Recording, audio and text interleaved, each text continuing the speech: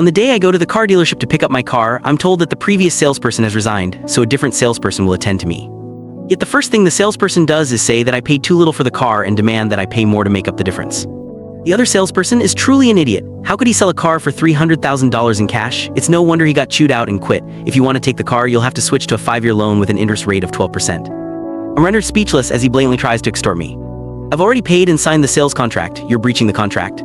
The salesperson scoffs. So what? The car is with us anyway. If you're not going to pay the difference, don't even think of taking the car with you. Can't help but chuckle. I calmly pull my phone out of my suit pocket. Walter, place Mr. Paul Rowland's loan application on hold for now. He's earning big bucks for his business. It seems like he doesn't need it anymore. When I ended the call, the salesperson in front of me had an extremely arrogant look on his face. Oh, you're even calling my boss by his name, huh? Quit the freaking act. I'll make it clear right now. Until you pay the full amount, it'll be of no use even if you called God himself.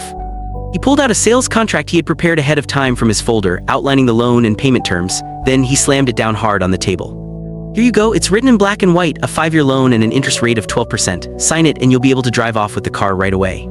I picked the contract up and scanned it briefly. Then I tapped my finger on the loan repayment schedule on the final page. The principal was $300,000. Over 5 years, the interest alone added up to almost $180,000, which was over half the principal amount. 5 years of interest amounts to almost $180,000. I looked up at him, my voice frosty as I continued, your interest rate is almost like a loan shark's. Upon hearing that, not only did the salesperson remain calm, but he also let out a mocking laugh, crossing his arms. Loan shark, what do you even know about the law? This is a proper contract, everything's laid out clearly and agreed to voluntarily. How is this anything like a loan shark's terms? We've been running this car dealership for years. Did you think that we're afraid of you taking us to court? He leaned forward slightly and lowered his voice. Also, guess what? My boss isn't like just any other person in the city. Go ahead and sue us. Sue us all you want. I'd like to see which one of us can afford to drag it out. He tilted his chin up, giving me a sidelong glance as if he were certain his victory was guaranteed. The contract is right here. Are you going to sign it or not? Hurry up and decide.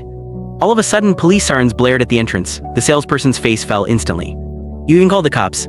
I turned to look out the door, completely ignoring him. A young police officer, Philip Warren, led his team into the showroom, scanning the entire place. What's going on? Who called the cops? He asked. I watched the salesperson calmly, not rushing to respond to Officer Warren. He gritted his teeth, then put on an ingratiating look. I'm sorry to trouble you with coming all the way here, Officer Warren. It's just a minor misunderstanding. This customer wanted to pick up his car, but the paperwork is incomplete. We were in the midst of negotiation.